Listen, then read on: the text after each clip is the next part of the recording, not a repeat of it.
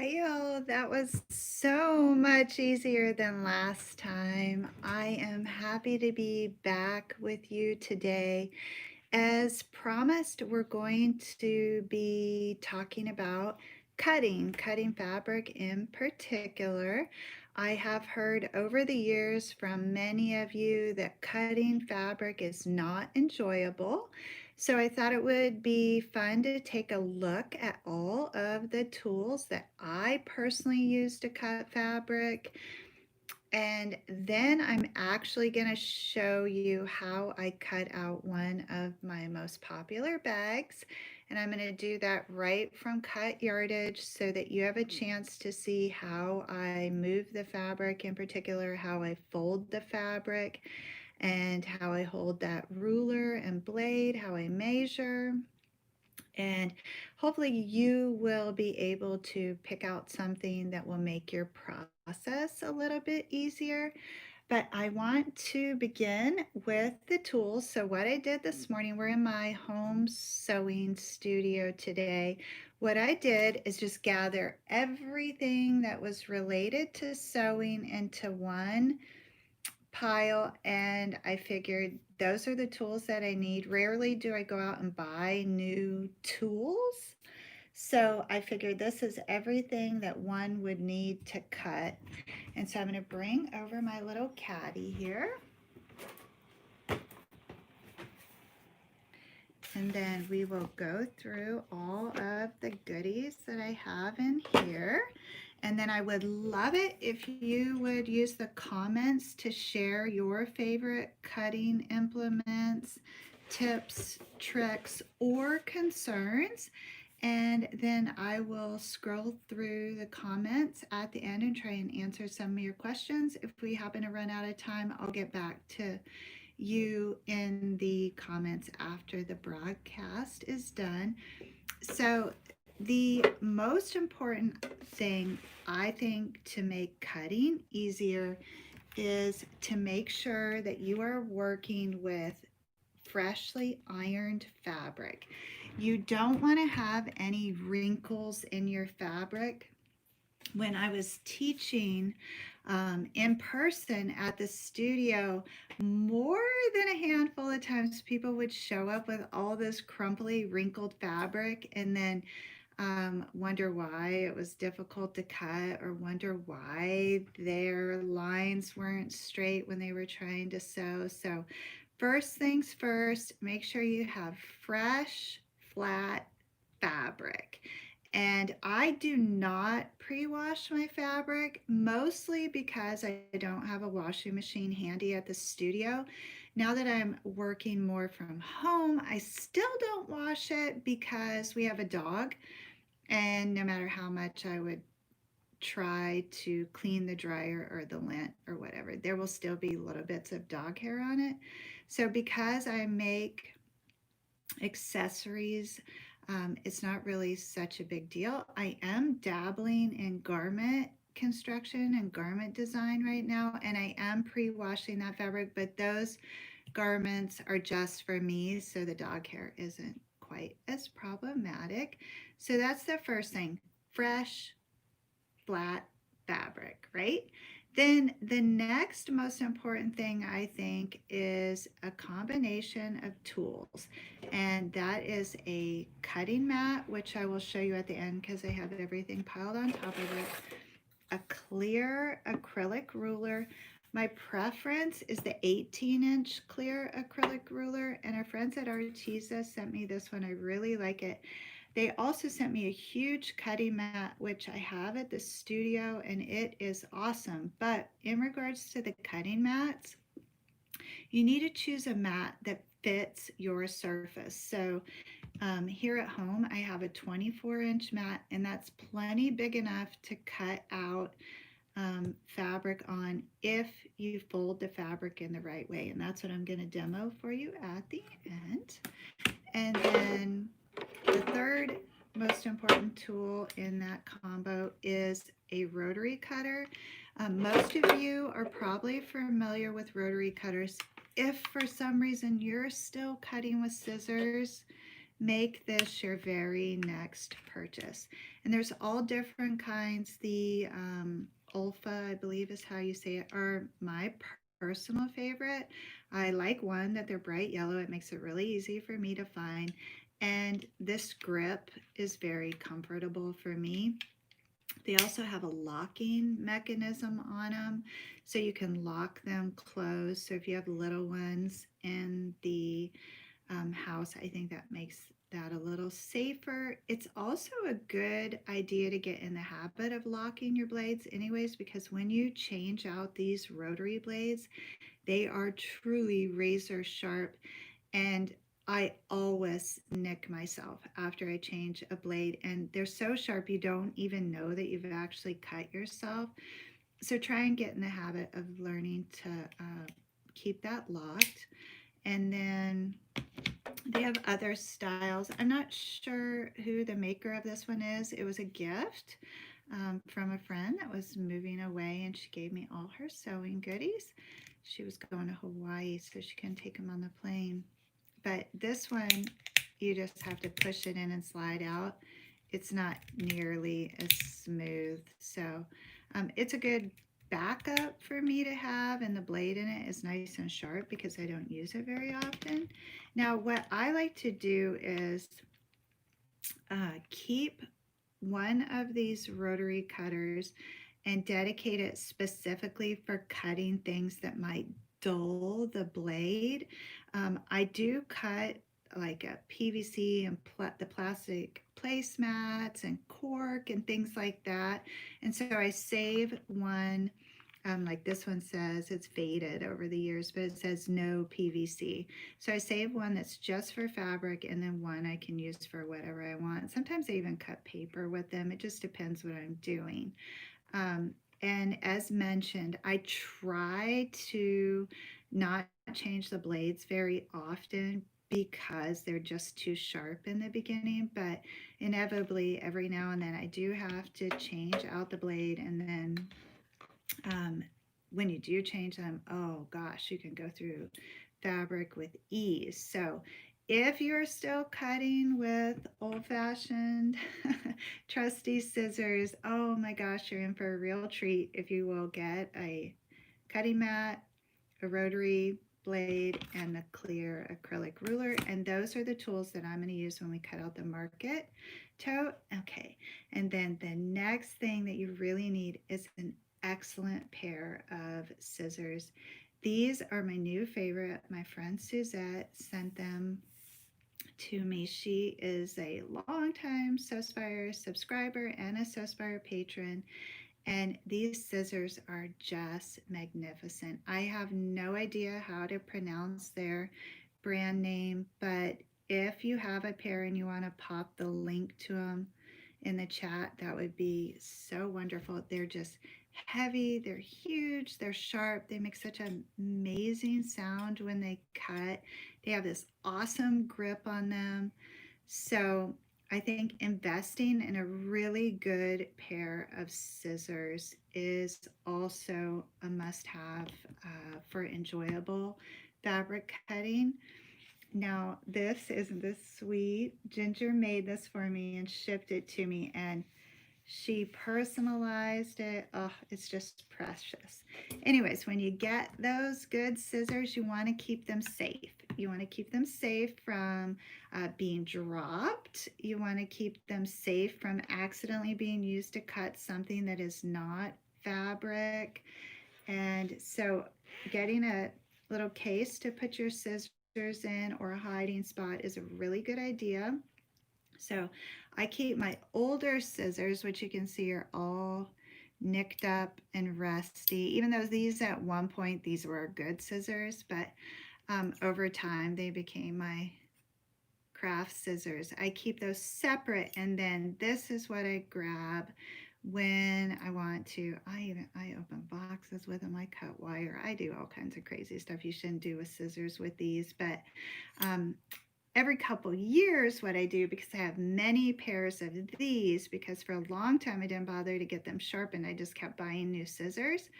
So every couple years I drop all these off at Joann's at the scissor sharpening, and then I have a whole bunch of razor sharp scissors. So know that if you do invest in really good scissors, you can get those sharpened. And so far, Joann's is the only place that I am aware of that does the scissor sharpening. If you live in a more rural community, you might be fortunate enough to have someone local that can do that for you. If you know of other sources, especially online, where we could ship our scissors to and get them sharpened, please drop that in the comments too, because it would be really nice in today's times to be able to just ship those out and then get them back. So that's my suggestion there for scissors. Then the next pair of tools or scissors, the next tool or pair of scissors also that's really handy to have if you sew. These are called pinking shears, and they have that kind of triangular blade there.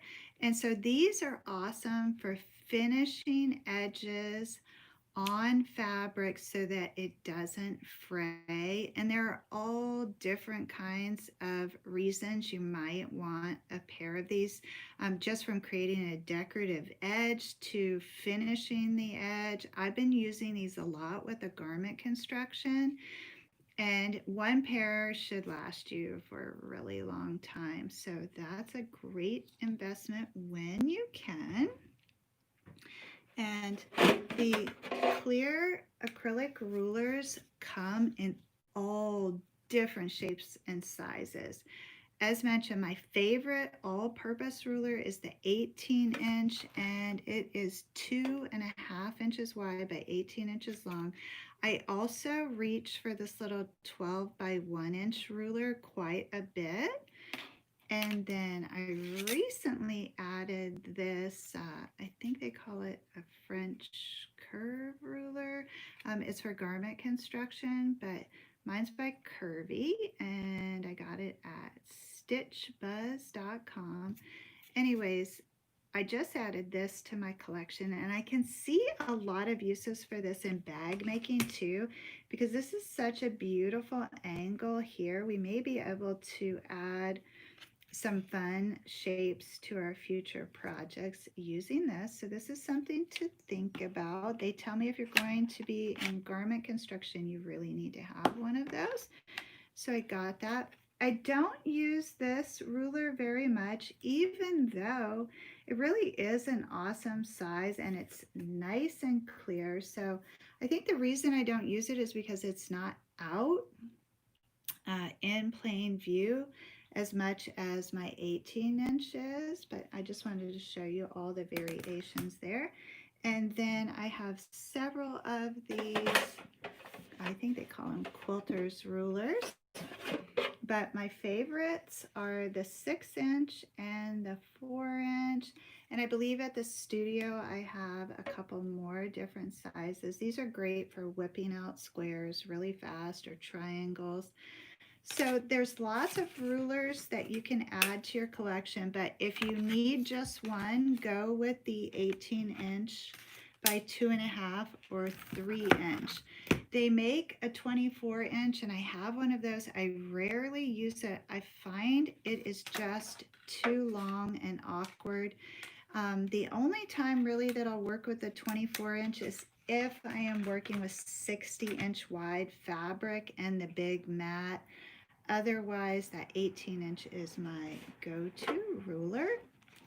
And then I do have, ooh, sorry for the big bang there in your ear. I do have this template here that I never opened up, that we got from the sewing with Nancy Hall, and we still need to use this. I think it is for quilting, and that would be the look. So maybe in a future tutorial I will crack this open and we can play with that and see. It says it makes 11 half square triangle sizes. So my friend Usha just showed me a gorgeous quilt using the triangle, so maybe we will attempt to use that template sometime this holiday season and make one of those panels.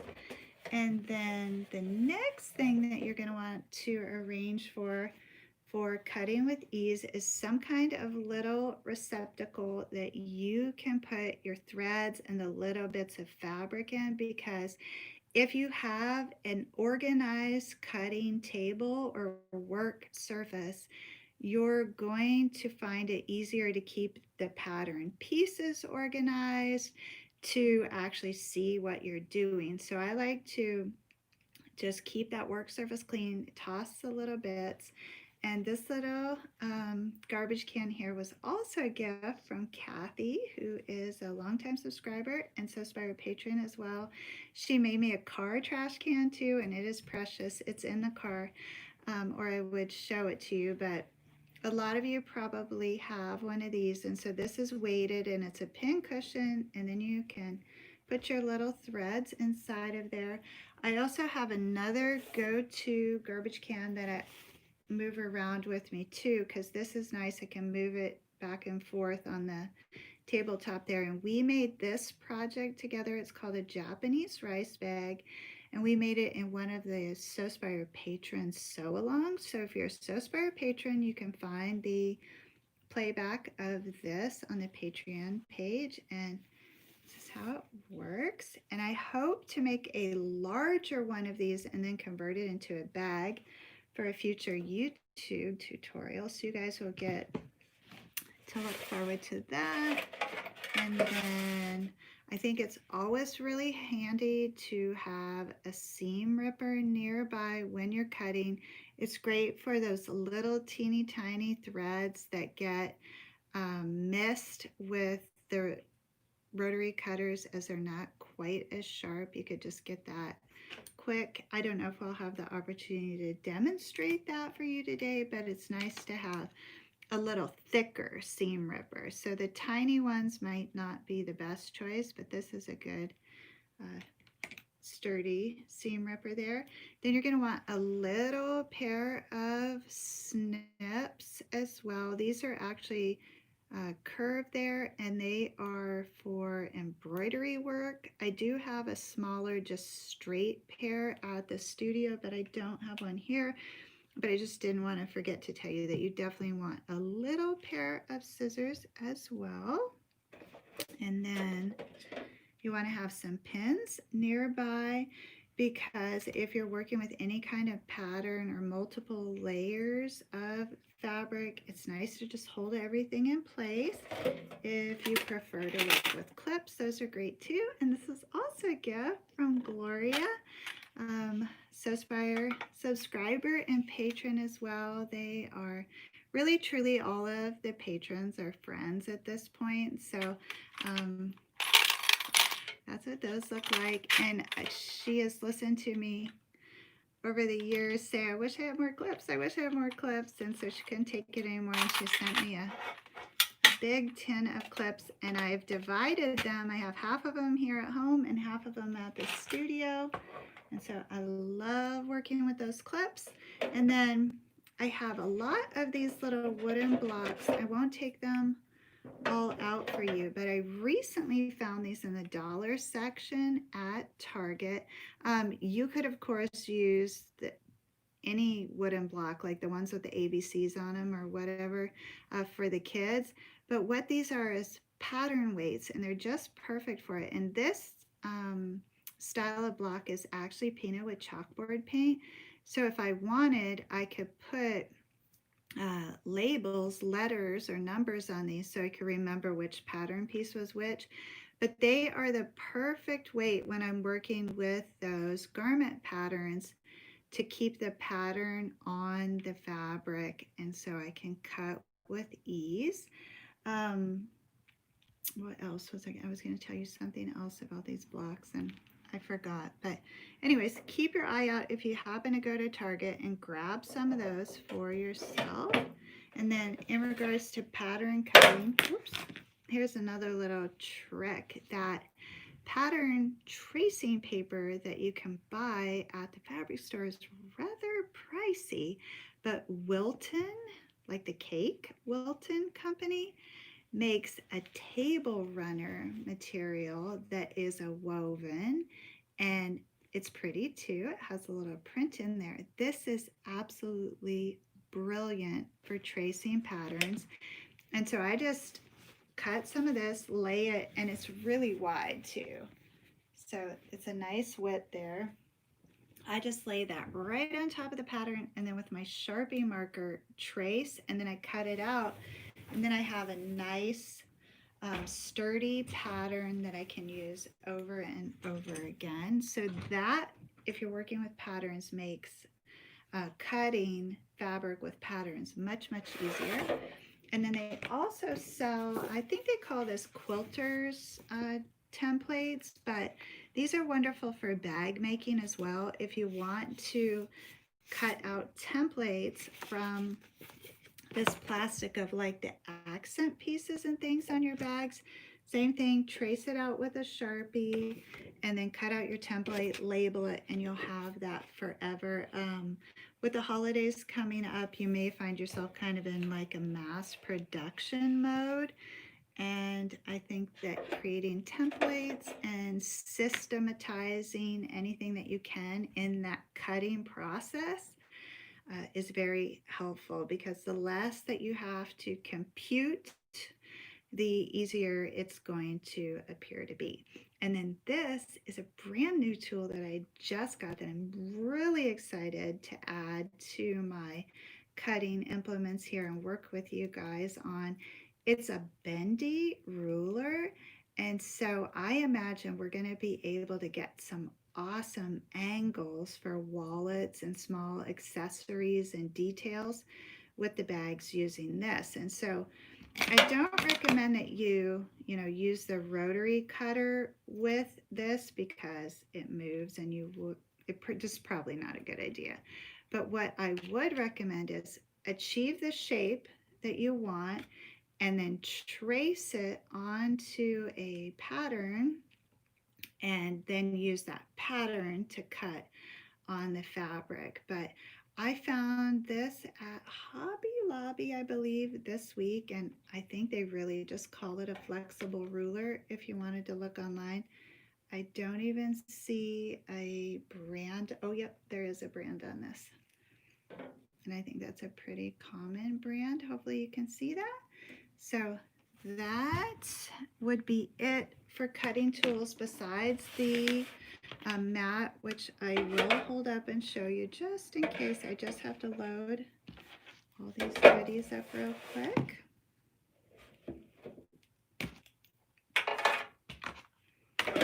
And then we're going to cut.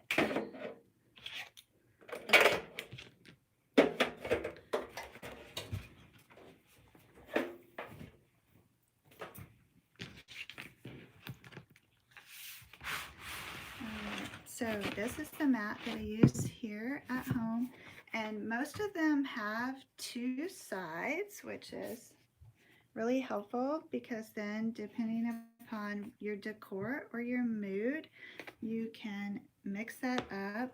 And then you'll notice like that the numbers run across this. So the short side is 18 inches, and then the top is 24 inches there.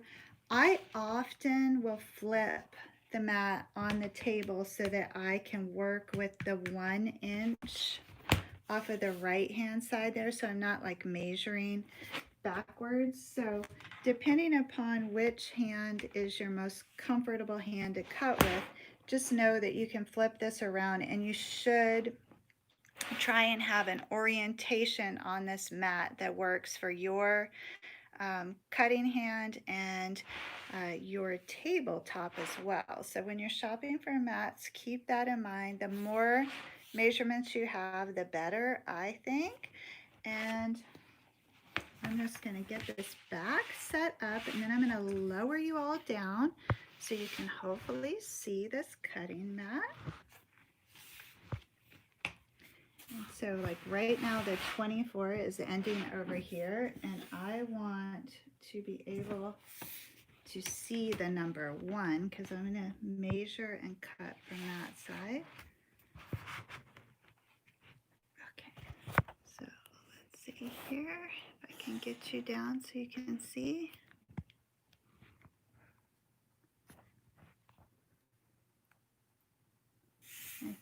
that will work. Can you all just let me know in the comments? Can you see a lot of that mat?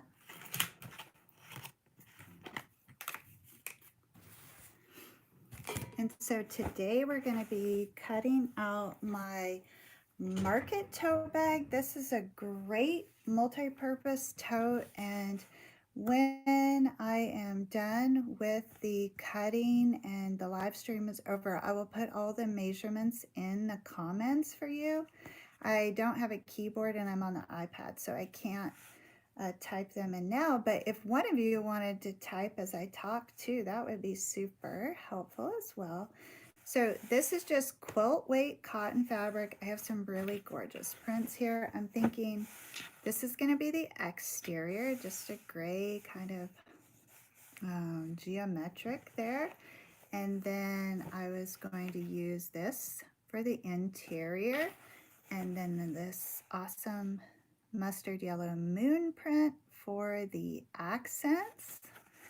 And so on the exterior of the Market Tote, there are two body panels which measure 18 inches wide by 15 inches tall. So this is 44-inch quilting material that was cut right off the bolt. So the selvage is going to be at the top of my mat, and I have here, it looks to be 2 yards of fabric. And so I'm going to take the folded edge and bring that up and let it rest just slightly below that selvage, okay? I didn't open this all the way up. I didn't even align the selvage, right? Because I want to keep this folded edge intact, because if I go and align everything, then I'm going to have this wildly difficult crease to try and press out of my pattern, and that usually doesn't work with the iron because that is like a forever crease in that. So this is why I fold just like this. So selvage, fold, and now you can see what's happened is this fits really nice on my 24-inch mat. Now, I have rarely seen someone cut fabric from a fabric shop perfectly. So what I like to do whenever I begin is just true up, oops, sorry guys, I'm trying to get you a better view there. I just like to true up that right hand side no matter what. And so the way that I do that is after I fold the fabric, I rest my new fold on that 1-inch line so I can make sure it's nice and straight across the base. And then I let that right hand edge overlap the mat, okay? So now I can set this clear ruler on top of there, and I can align that ruler with that 1-inch mark on the side. And I'm really tempted to turn this mat so you guys can see that better, because this is really important. Those first cuts set the tone for everything you're going to do. Now, I won't be able to keep this cutting mat like this because it's running off the edge of the table, but I really want you to see here, if you true up that fabric, then you can just keep sliding the fabric over to make the cuts. So here's what I will need to do. I have my rotary cutter and I have my ruler. The fabric's folded as I want. Now for this first cut and all subsequent cuts, you're going to want the fabric aligned on this right hand side. So when I'm using a rotary cutter, I always stand up and I press very firmly on the center of that ruler. Then I engage that blade and I start at the bottom and I'm pressing and listening for the crunch in the fabric. I can literally hear if it's cut through all 4 layers. So I'm not going to talk and see if you can hear that.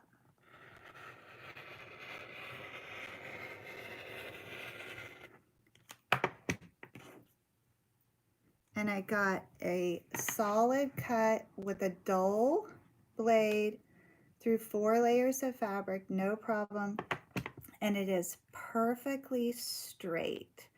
So the other thing that I want to mention here, which hopefully you can see if I'm up close here, I engage that blade and then I butt it right up against that rotary cutter, and my forefinger there sits right here, and then I'm squeezing the back of that blade and it just runs right along that ruler there.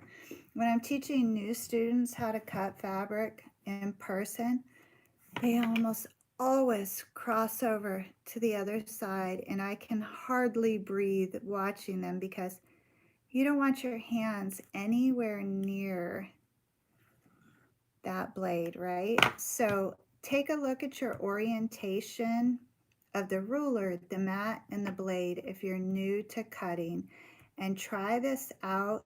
I don't even have to think about it anymore. It's just automatic for me. So now, in order to get straight pieces, I'm going to need to straighten back out this mat. But I think you all get the gist of that, that it's really important to line up that fabric. So now I have this little bit here. I could let this all pile up on the table, but it's going to get messy fast. So that's when the little trash can comes in very handy. So now for this second cut, all I have to do is cut it 18 inches wide, because that is the longest measurement on my Market Tote. I always start with the biggest pieces first, because if you run short on fabric for some reason, it's really easy to piece together bits of fabric for the smaller pieces, a little bit more challenging for the bigger pieces. So again, I just have that ruler aligned at the top and the bottom, pressing firmly, and I'm going to go ahead and cut that 18-inch piece. So this, in a few minutes, will be turned into my body panels for the exterior. But I'm going to set that aside right now because I like to make these big cuts first. Okay, and then the next cut that I need is 9 inches tall, and this is for the exterior pockets, and those will measure 9 by 18, and I will have a front pocket piece and then the little accent lining behind. So I'm cutting on the 9. And you see I don't have to true back up that fabric now because it's straight each time. So there's my 9. And then I have my handles, which I usually cut all of my handles 6 inches by the full cut. And by full cut, I mean the 44 inches, and then I can shorten them to my desired length. So right now I'm going to take 2 of those full 6-inch cuts for the handles, and I have those. And then I think I'm pretty much done with this awesome gray. So I'm going to set that aside.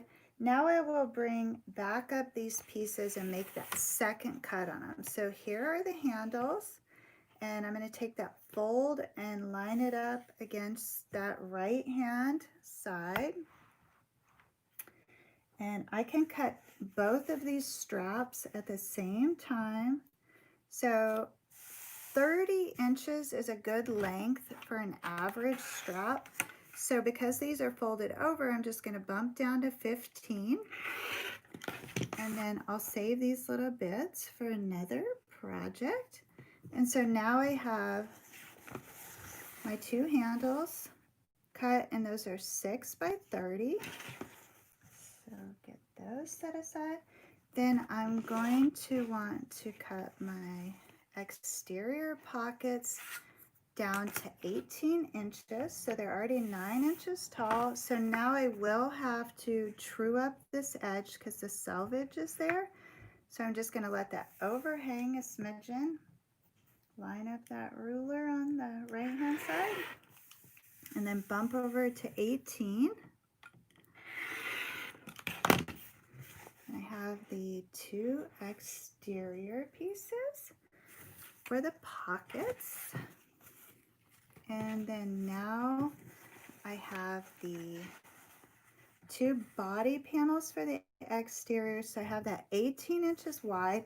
Because this is a bigger cut, I'm going to go ahead and fold that in half and just align those edges. I'm going to let that selvage hang off the edge a bit. And what I want now is just the 15 inches of height. So I evened up the right hand edge, bumped down to 15.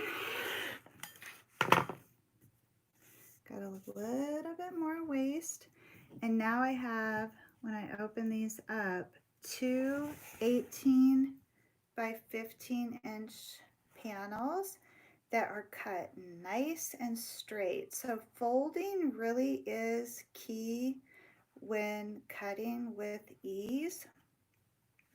So now I have all of my exterior pieces cut out. Depending upon the closure I put on this, I may use this remnant there from the body panels for the closure. So hang on to all the little bits until your bag is done.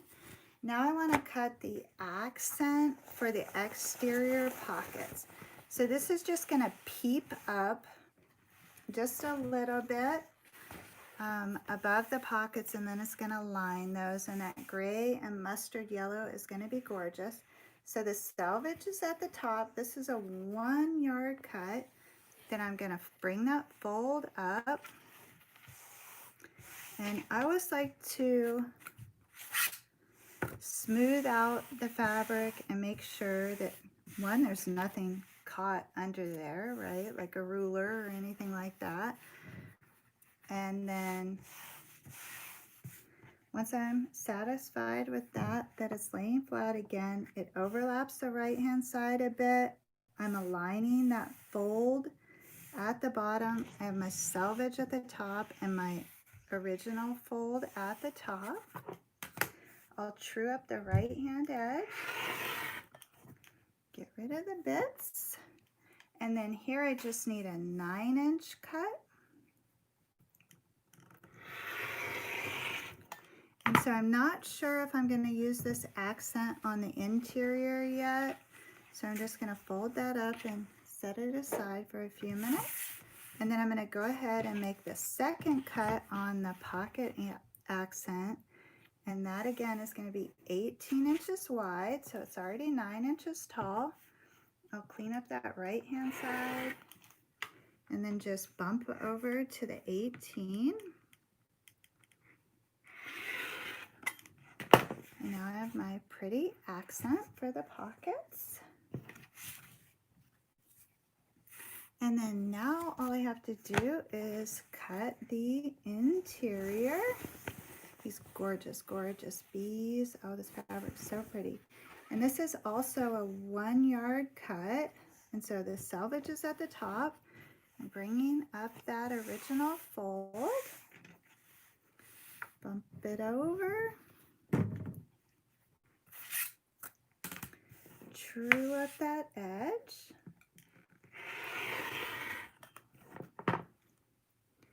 Then I'm going to need an 18-inch cut. And this is for the interior body panel, so I'll set that aside for a minute. And then I need one more 18-inch cut for the interior pockets. And so this should be just perfect. Yep, because 19 inches remains. When you order from fabric.com, they always give you an extra inch or so. And so that is true. So this right hand side is already trued up. Now I just have to make the 18-inch cut.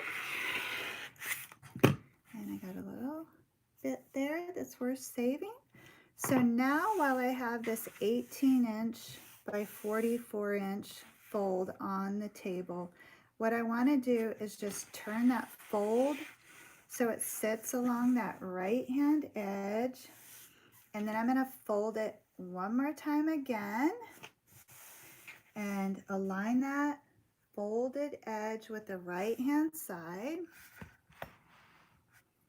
And then I want to make one 9-inch cut. And what this is going to do is give me two 18-inch by 18-inch panels. And I have that as remnants. And then as I unfold this, you can see I have two perfect panels. And that was just that one cut there when I folded it. So that made those pockets go really easy. And so with the interior pockets, we fold those in half and press, and I'll show you that next week. So now I have my two interior pockets. Now I just need to get my 18 by 18 body panels for the interior. So you know I already cut it 18 inches wide. So I'm just going to fold that up, and then I'll trim off a bit. I think I'll flip it over so the selvage is on the right hand side, because then I'll get the benefit of having the larger cut on the fold, and I'll show you what that looks like. So I'll clean up this right hand side, and then I'll bump down to the 18. And because I left that fold intact, now I have a larger remnant there, versus if I would have cut it on the selvage, I would have had two pieces this size, you know, 4 by 18. Now I got approximately 8 by 18, which is nice. I don't like to waste fabric. I'm sure you don't either. And so now I have the interior 18 by 18 panels. And so I hope that by watching that process, you picked up some of my technique, if you will, but it goes really quick. I mean, that went fast and I was talking during it. When it's just me, I can whip out those pattern pieces in no time. So what I would like to do is just hold up the pieces so you're aware what's what in case you'd like to make this bag with us. So in total, you're going to have 4 18 by 18 inch body panels, 2 for the interior and 2 for the exterior.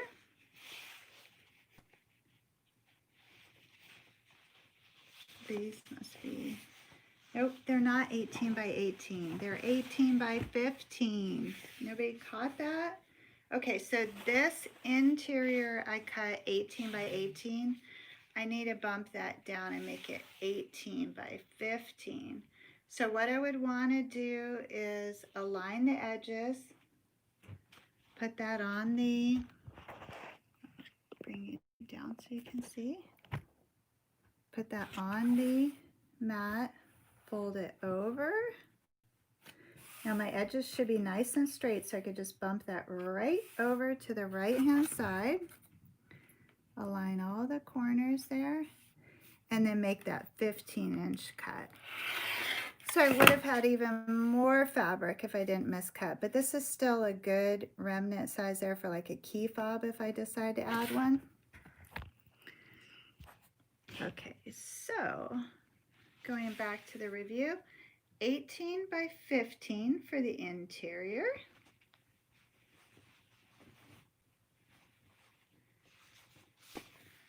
18 by 15 for the exterior, 9 by 18, 2 of those for the exterior pockets, and 2 more for the exterior pocket lining. So a total of 4 of those as well, 9 by 18. And I'll show you what that pocket lining will look like. It's just going to peep up just a little bit above that gray. That'll be awesome. And then you should have 2 straps that are 6 by 30.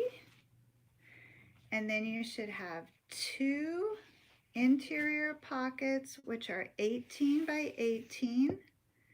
and we will fold those to fashion the interior pockets. Okay, so those are all of the fabric pieces. We may add a little strip for the key fob and a tab closure. I'm going to wait to see how it looks next week, but hang on to your remnants just in case we add some goodies to that. And then what we're going to do next week is explore interfacings. And so I have some new interfacings that I just got in, and I'll be playing with those next week. We have a lot of choices here. I think 1, 2, 3, 4, 5. We're going to explore 5 different interfacings next week, and I'm going to work them all into this project and show you what the end result is and how you can achieve different levels of durability and stability by blending those interfacing. So that's going to be fun. So join me next Tuesday, 2 p.m. I'll be live again, and we will do that. And then I just wanted to also let you know, Friday, we're going to be sewing live together.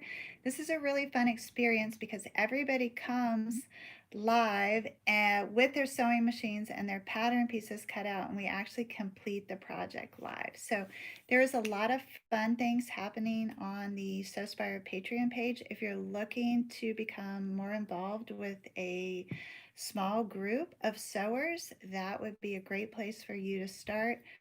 Next month, we are going to be beginning the 7th session of my design masterclass.